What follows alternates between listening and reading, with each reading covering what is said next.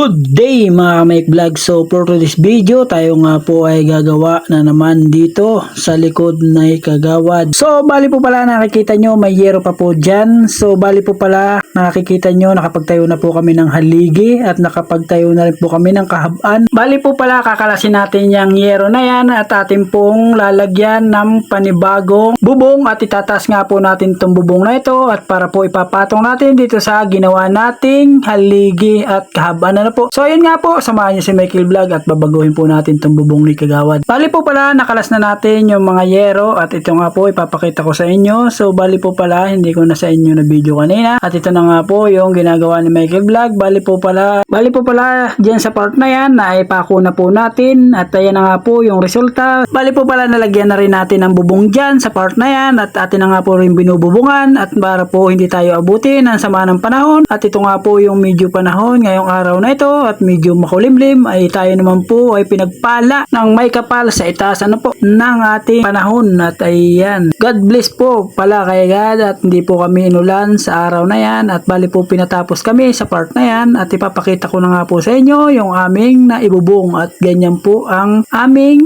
ginawang maghapon at bali ayan nga sa part na yan bali natapos na tayo ayan po yung resulta ayan bali po nabubungan na natin at thank you po sa panahon at pinagbigyan na matapos maghapon. So at ayan nga guys at ito po yung ilalim at ganyan na po yung kanyang resulta. So bali po pala tumaas na at lumawak na po ang kanilang kusina. So at ayan po at hanggang dito na lang po. Thank you po pala sa lahat ng nanood. God bless po sa inyo lahat. Thank you po. Thank you so much. Bye bye. I see you tomorrow.